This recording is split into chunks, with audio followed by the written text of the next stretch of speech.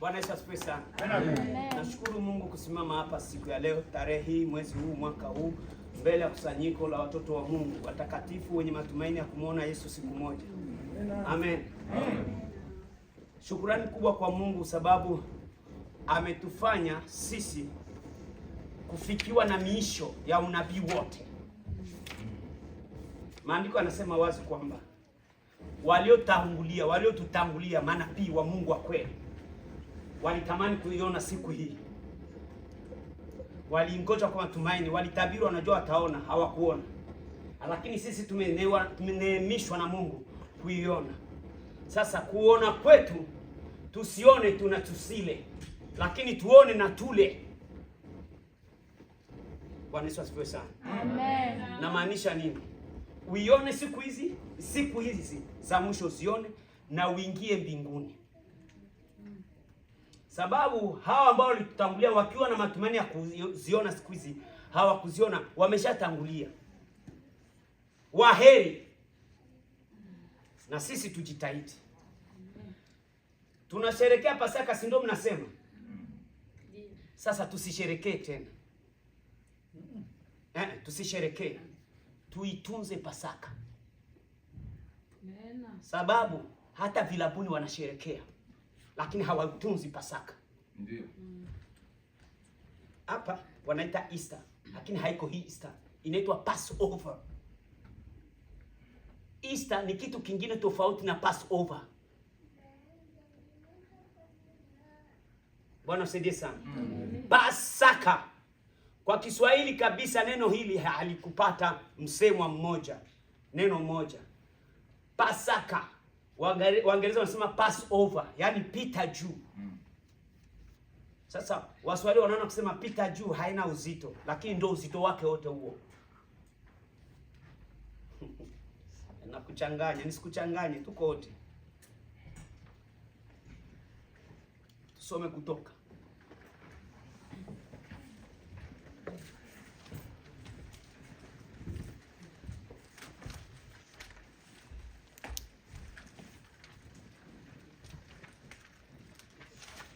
Kutoka sura yake ya 12.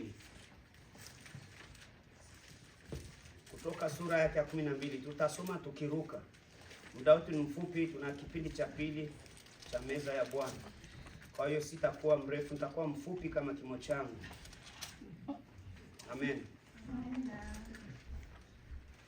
Kwa Biblia yangu ya Kiingereza hii, King James Version inasema hivi, title, yani kichwa cha neno inasema hivi: The Passover instituted, yani Pasaka imekamilishwa au imepangwa au mpangilio. Kwa hiyo wa Kiswahili ameona 12 mstari wa kwanza Kutoka. Tutakuwa tunaruka. Nasoma Kutoka 12 na mstari wa kwanza. Nasoma katika jina la Yesu Kristo. Amen. Bwana akanena na Musa na Aruni katika nchi ya Misri, akawaambia, mwezi huu utakuwa mwanzo wa miezi kwenu, utakuwa ni mwezi wa kwanza wa mwaka kwenu. Simama kwanza na usimame wima, usimame kusoma. Mungu aliyeziumba mbingu na nchi ndio yuko naongea na Musa na Aruni, ndio tunasoma. Uangalie kwenye Biblia yako ndio inasema kwa Kiingereza, then the Lord spoke to Moses and Aaron. Isn't? Mungu ndio konaongea. Lakini tukitoka hapo nje kuna madhehebu yanakuambia Mungu hawezi kuongea na watu. Musa huyu ni mdogo yake ya Aruni. Na mkubwa wao, dada yao mkubwa alikuwa anaitwa Miriam. Biblia inawataja hao watatu tu, watoto wa baba mmoja mama mmoja. Wakapata neema kuitwa na Mungu na kumtumikia Mungu. Mmoja kuhani, mwingine Mungu kwa ule kuhani. Ni maneno ya Mungu. Utakuwa Mungu kwa Aruni na Aruni atakuwa nabii wako. Endelea sasa. Natoa kwanza ufafanuzi wa nani Mungu anaongea nao. Waambieni mkutano wote, siku ya 10 ya mwezi huu, kila mtu atatwaa mwana kondoo kwa hesabu ya nyumba ya baba zao, mwana kondoo kwa watu wa nyumba moja. Na ikiwa watu wa nyumba ni wachache kwa mwana kondoo, basi yeye na jirani yake aliye karibu na nyumba yake na watwae mwana kondoo mmoja, kwa kadiri ya hesabu ya watu, kwa kadiri ya ulaji wa kila mtu. Ndivyo mtakavyofanya hesabu yenu kwa yule mwana kondoo. Simama kwanza hapo, ubaki wima na usimame kusoma. Kwa nini hii? Tutasoma pale chini. Kwa nini hii inatokea? Hii inatokea wakati Mungu alimhakikishia Musa kwamba nitajionesha maajabu yangu kwa Farao. Kisha mapigo 10 imekoma kabisa, mnyama, mzaliwa wa kwanza wa mnyama na mzaliwa wa kwanza wa mwanadamu. Kila Wafaransa wanasema fisiene au fiene, a firstborn, mzaliwa wa kwanza, akiwa mwanamke au mwanaume, wa mtu na wa mnyama katika nchi ya Misri walikufa siku hiyo, na ndio ilikuwa pigo la mwisho la 10. Sasa hapa Mungu katika maandalizi ya Pasaka, Passover institution, umeshaona Mungu ni Mungu wa mipango, haiko vurugu tunafanyaga leo sisi. Anapanga, anawambia kondoo moja kwa familia, niseme familia moja. Kama ni wachache hawezi kula, sababu ile kondoo inaliwa kwa siku moja, usiku moja, hakuna kuacha mpaka asubuhi, na walimla usiku. Kama familia ni wadogo, basi mzungumze na jirani, kila mtu kwa kadiri ya ulaji wake, jinsi anaweza kula, wingi wa chakula. Ni kondoo au mbuzi, Mungu alisema hivi, mtamchinja. Thank you. Mtamchinja kondoo au mbuzi kwa familia, achinjwe. Kisha kuchinja wafanye nini? Watupe manyama nje, waende kutoa kwenye mizimu. Au soma msomaji wangu au msomaji wetu, mstari wa 5. Mwana kondoo wenu atakuwa ana dosari. Moja, kondisio ya kondoo ambaye atachinjwa hana dosari, hana kosa, sans faute. Endelea. Dume wa mwaka mmoja, umri wake mwaka mmoja, akiwa na mwaka na mwezi mmoja ha qualify, hastahili. Hizo ni shurti, yani Passover instituted, yani mpangilio ya Pasaka. Mtamtoa katika kondoo au katika mbuzi. Kondoo au mbuzi wa mwaka mmoja, dume, hapana dike. Nanyi mtamweka hata siku ya 14 ya mwezi ule ule. Na kusanyiko lote la mkutano wa Israeli watamchinja jioni. Magharibi. Nao watamtoa baadhi ya damu yake na kuitia katika miimo. Ngoja kwanza, miimo. Unaona, ukitoka hapa ule mlango wetu una mbao mbili zinatoka chini zinapanda juu. Ikikuwa moja kwa Kiswahili inaitwa mwimo, ikikuwa miwili miimo, inatoka chini inapanda juu. Hiyo ndio miimo. Hiyo damu ya kondoo mbuzi mlichinja, sehemu ya damu mnapaka kwenye miimo. Miimo ni uwingi wa mwimo, Kiswahili hicho. Friends. Yes. Zinatoka chini zinapanda juu kwenye mlango. Somo utasikia kiko kingine kinakuja juu. Katika miimo miwili na katika kizingiti cha juu. Kizingiti ni ile unasema aseme wanatia lento, unaona? Ni mbao au chuma inakuwa pale, wengine abatie mbao chuma, wanatia concrete. Zege yani. Sasa hapa Dotani huko, asio Dotani, Goshen huko Misri, kwenye walikuwa wa Israeli. Hawakuwa wote Cairo au tuseme mji mkuu, walikuwa sehemu yao ambako walipewa kabisa na Farao wakati ule wa Yusufu. Kwenye nyumba zao zilikuwepo. Kwa hiyo kwenye miimo inapakwa damu, na kwenye kizingiti. Kizingiti ni mbao ambayo inazuia vya chini, vya juu visibomoke. Inazuia pale. Ukisoma Kamusi utapata pale. Kuna kwa kizingiti cha juu na kuna milango mingine na kizingiti cha chini. Lakini ninasema kwa juu. Endelea msomaji.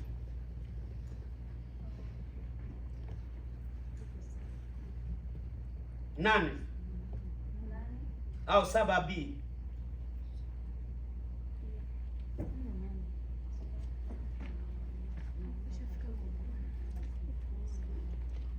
Tunaendelea. Katika zile nyumba watakazomla watakula nyama yake usiku ule ule. Unasikia? Hapa sio uganga wa kienyeji. Sababu ni watu wengine mpaka leo wanavichukua hivi wanavipeleka kwenye giza.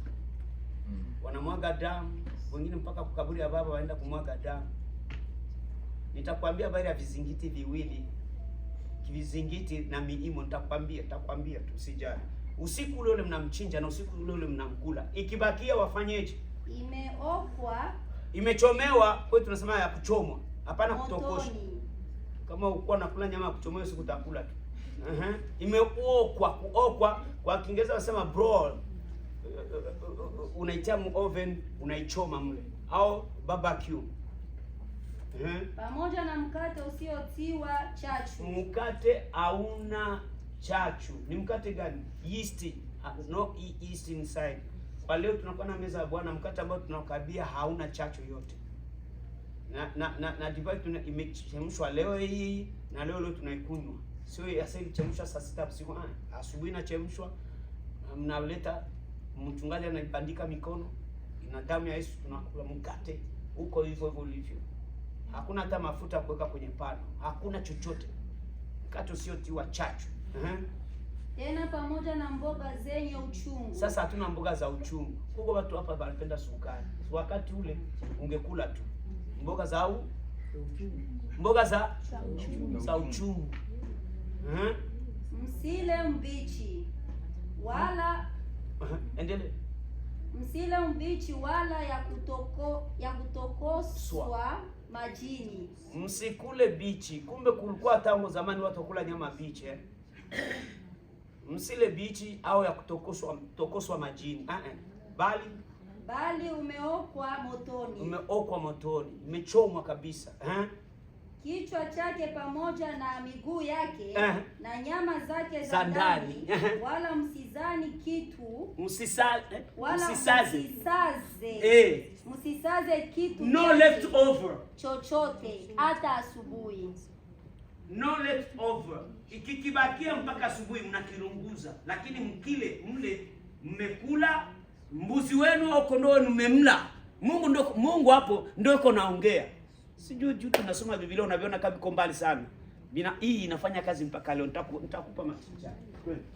Bali kitu kitakachosalia hata asubuhi mtakichoma kwa moto. Kwa moto, yani kiungue kabisa, kigeuke majivu. Tena mtamla hivi.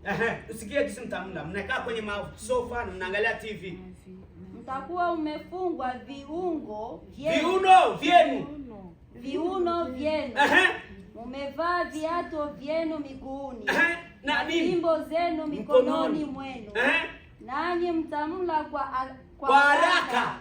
Ni Pasaka ya Bwana. Kuna watu wanakula chakula mpaka kinakuwa baridi, hizi zinaanza kwa kumsaidia kula. Story nyingi kula, heshima chakula. Eat first. Ase, okay, relax uko mwako. Lakini kwa hii hakuna kurelax. Bengine mpaka wakikula bavue babake na sengle. Uko mkosefu adabu. Sengle kakifua bumbavu. Hapana. Umevaa mkanda. Unajua ukisikia kufunga mikanda yenu imefungwa, umeshavaa kabisa. Viatu viko, hapana sasa unabaki na soksi. Vimefungwa. Fimbo iko mkononi. Kwa hiyo mkono mwa fimbo, mkono mwingine chakula. Maana nitapita kati ya nchi ya Misri usiku huu. Hapo sasa jambo hilo linakuja. Nami nitaua wazaliwa wa kwanza wote katika nchi ya Misri. Wa mwanadamu na wanyama Nami nitaifanya hukumu juu ya miungu yote ya Misri. Mimi ndimi Bwana. Na ile damu itakuwa ishara kwenu katika zile nyumba mtakazozikuwamo ninyi. Yani mule mwenye, acha niongee Kiswahili ya Kongo. Mule mwenye mtakuwa mweye, mko mnakula ile mbuzi, mko mnasimama, mko bwima. Hiyo Kiswahili ndio inaeleweka. Mule muile nyumba yenye mko amo, mko mnakula ile mbuzi au ile kondoo wima, mulisha pakale ile damu kwenye miimo na kizingiti cha juu. Nitapita usiku huu. Mungu ndiko anaongea, lakini mwenye alipita ni nani? Ni malaika. Lakini anasema nitapita usiku huu. Endelea kwanza. Nami nitakapoiona ile damu, nitapita juu yenu. Hapo, I'll pass over. Nitapita juu. Pasaka. Haiko Easter. No. Pass over. Pita juu.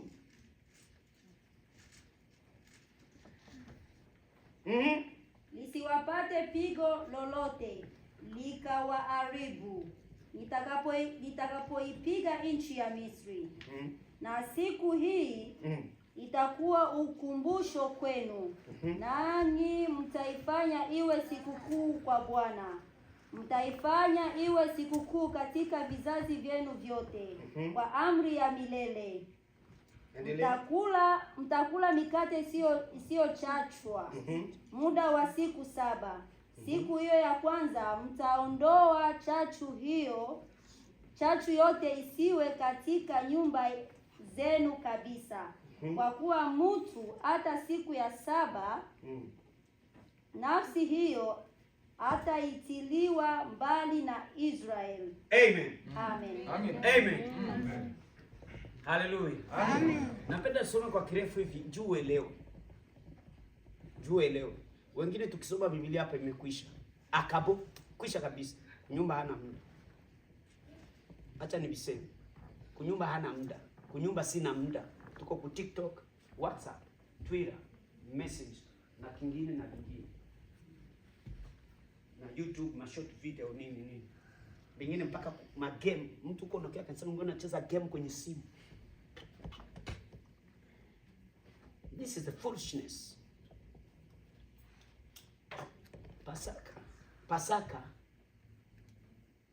Pasaka kwa leo na we na mimi tunasema tunasherekea kufa na kufufuka kwa Yesu, ndio tunasema. Ukisoma maandiko matakatifu yanasema kwamba mwana kondoo aliyechinjwa kabla misingi ya kuumbwa, kabla ya misingi ya dunia kuwekwa, alichinjwa. Na ndio maana nitangulia kukwambia hatutakiwi kusherekea Pasaka. Tunatakiwa kufanya nini?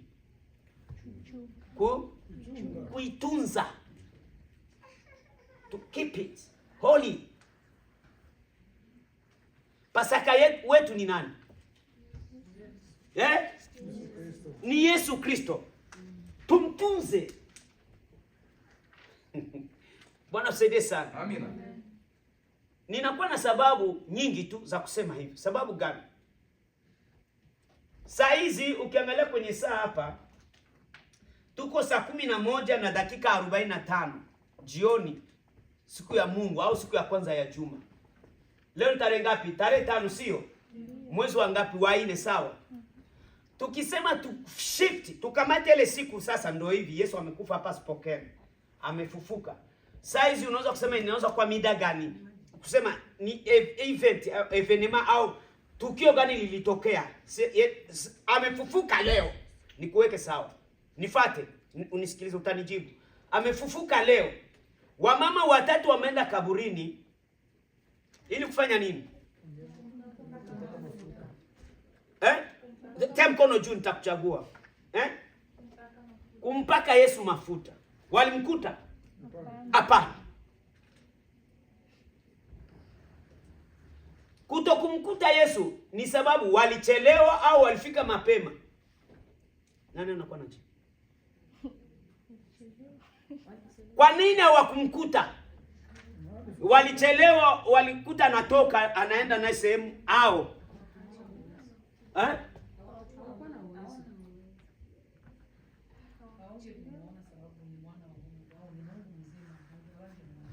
Abangemuona, mbona Yusufu wa Mathayo alimtoa kumsalaba bwana, akambeba mpaka mkaburi yake.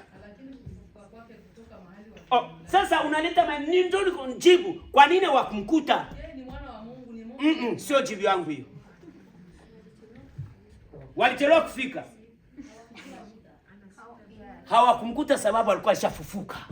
Simple kisa. No, wangeenda siku ya 7 jana wangemkuta.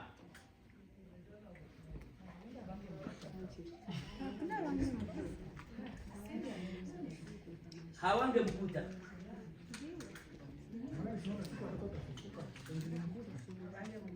Hawangemkuta. Wangemkuta.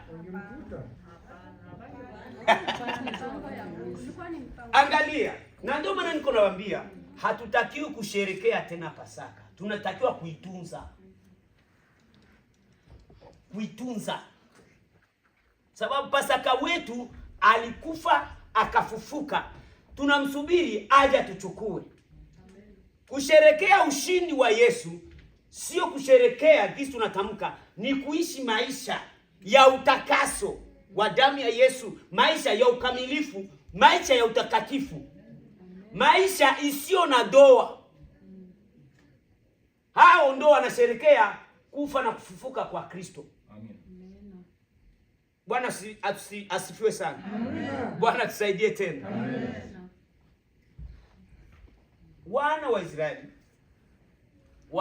wamla Pasaka kwa kutoka Misri kwenda nchi ya ahadi ambayo Mungu aliahidia Ibrahimu, Isaka na Yakobo. Haba wote hawajui kwa wanaenda, wanakombolewa, hawajui wanaenda wapi. Historia na habari wanajua tu tunaenda kwenye nchi ya ahadi aliyoahidi Mungu, aliahidi mababa zetu. Sasa kwa kutoka mnatakiwa mikosi na balaa na akili yote ya miungu ya Misri ishie hapa, lazima imwagwe damu. Na ikishamwagwa damu, sababu damu inamwagwa, inabidi aje naye aangamize kila mzaliwa wa kwanza wa Misri. Sababu unabii huu utakuja kutimilika kwa mzaliwa wa kwanza wa wafu ambaye ni Kristo, atamwaga damu. Amen. Afe mmoja kwa Misri huko, kila mzaliwa wa kwanza, na wa mnyama na wa mwanadamu. Sababu atakaye kuja kukomboa kanisa atakuwa mzaliwa wa kwanza kwa waliokufa. Bwana usaidie sana. Naye atamwaga damu. Lakini sasa kondoo na mbuzi aliyeliwa hapa hakuweza kufuta damu. Ilikuwa kuwatoa katika nira na vifungo vya utumwa wa Misri. Lakini wetu sisi amekuja kutoa katika nira na vifungo vya dhambi na njama na mbinu za ibilisi shetani.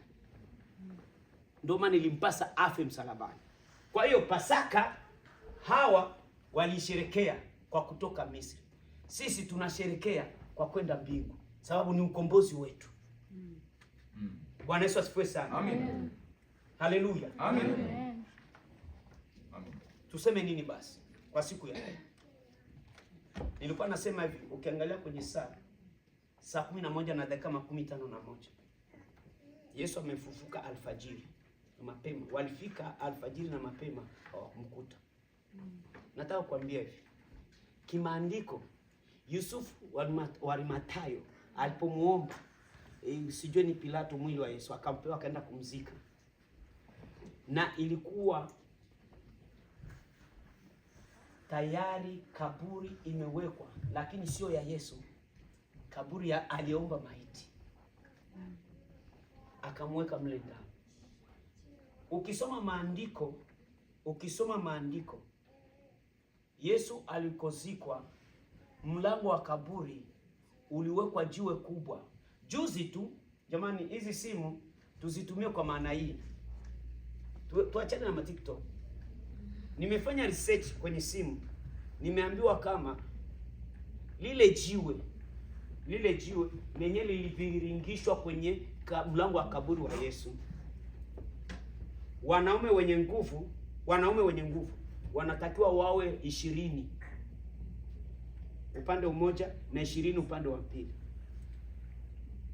Hata hivyo wanasema itakuwa ni vigumu kuwe, sababu ina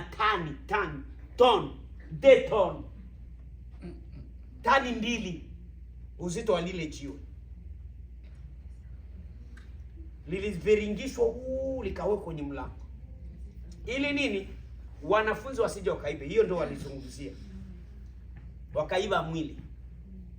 Lakini alipofufuka Yesu hakupitia ule mlango.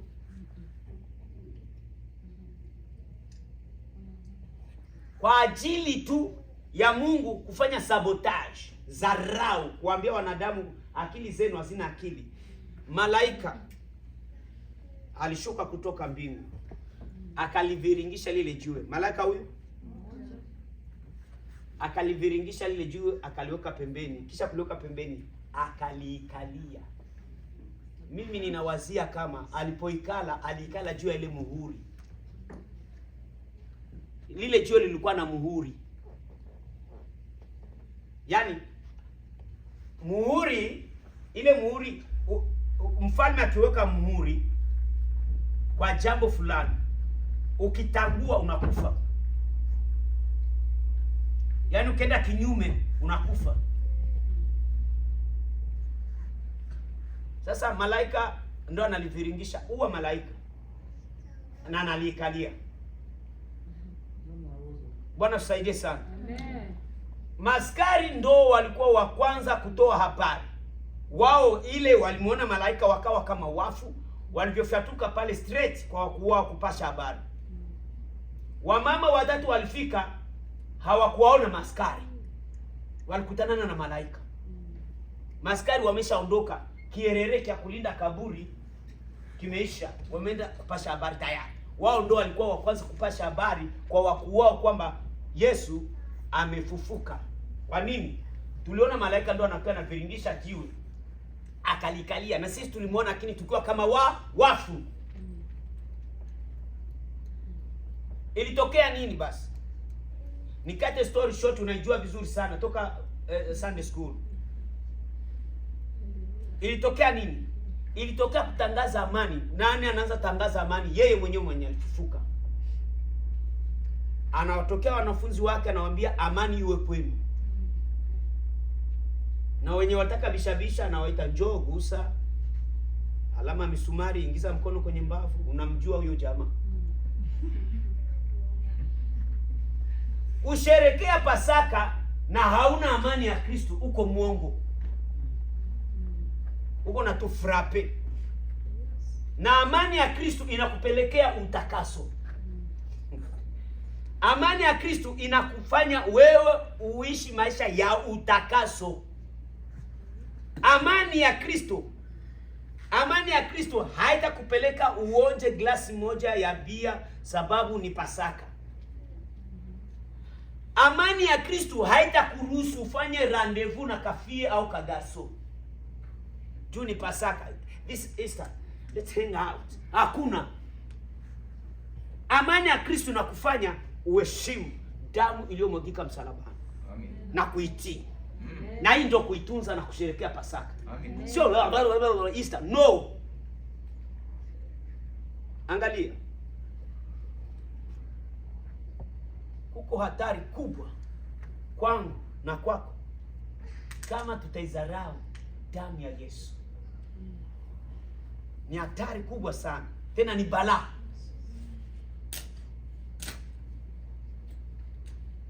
Nikwambie namna hiyo ni kukataa kuokoka, kukataa kuamini. Sijasema kukataa kwenda kanisani. Kila mtu mwenye anakataa kuamini Yesu kila mtu mwenye anakataa kumwamini Yesu kwamba ni Bwana ana balaa kubwa mashani mwake while he is living. Nasema hivi, maadamu unaishi hapa, siaongelea kwenda kuzimu na kwenda motoni. Unaishi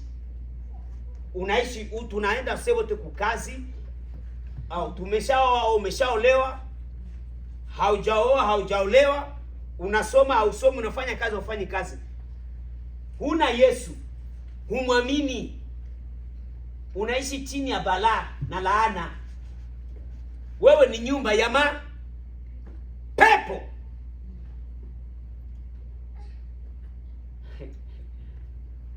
Inakupasa yule ambaye unasherekelea, unafanya sambla, unasherekea Pasaka, awe Bwana wa maisha yako. Hapo ndio utakuwa na kila sababu ya kusherekea Pasaka, sababu yeye ndio Pasaka yetu na alimwaga damu msalabani. Hii yote ni kwa ajili yako wewe na mimi, tuishi maisha ya utakaso. Unajua kwa nini? Yesu alijaribiwa kwa namna zote. Biblia inasema hakutenda dhambi. Sawa sawa na mwana kondoo au mbuzi alichukuliwa, hana ila wala doa. Samani. Spotless. Hakuna tash, hakuna ulemavu wowote. Hivyo ndio Yesu alikuwa, na ndio maana ilimpasa afe. Hakuna mwingine angekufa msalabani. Warumi 3:13 nasema, kwa maana wote wametenda dhambi na kupungukiwa na utukufu wa Mungu. Kwa hiyo hakuna mwenye angenifia msalabani, wala mimi singekufia msalabani, na hakuna mwanadamu angefia mwingine msalabani. Ilibidi peke yake mwana kondoo wa Mungu aliyechinjwa kabla misingi ya ulimwengu aje afe. Amina. Sasa gharama hii ameifanya tuache miza. Tuache miza. Tuwe strict na tuwe serious mu mambo yetu katika Mungu, katika wokovu. Sababu hasira yake, ghadhabu yake itakuwa kubwa kwa wote ambao hawataheshimu kufa kwake, kumwaga damu kwa ajili yao.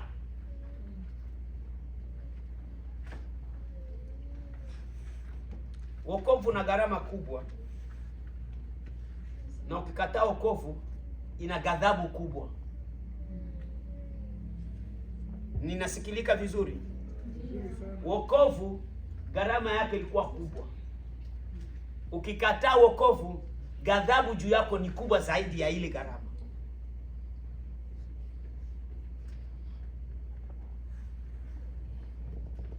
Kwa hiyo Mungu atusaidie.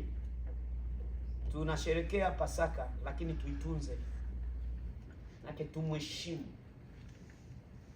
tumtii, tujinyenyekeshe kwake yeye aliyetufia, yeye aliyetoa uhai wake kwa ajili yetu. Hii ndio maana mzuri ya kusherekea, kuitunza Pasaka. Pasaka wetu ni Yesu Kristo. Nimekuonesha tu kwa kusoma kwa kirefu, lakini ninakusii kwamba uwe msomaji wa neno na kutekeleza. Sababu gani? Maandiko haya yote yameandikwa ili sisi tuliofikiwa na miisho tusome, hiyo mfano kwetu, tujue jinsi ya kujikosoa. Unajua katika maandiko matakatifu ukisoma mahali, ukisoma tu kama uko mtu una akili, utasema hapa nijikosoe, kwa hiyo kumbe hapa niache kusoma tu. Haujafanywa mafungo na wewe mwenyewe uyafunga, ukisoma tu unaanza. Na ukianza ndio vingine vinafuata. Kutii yale ambayo tunaambiwa kufuata, tunafuata. Yale ambayo tunaambiwa acheni, tunaacha. Watu waliokombolewa, pepe Yesu. Amina. Haleluya. Amina. Tufuate yale ambayo tunaambiwa kufuata. Yale tunaambiwa kuacha tuyaache.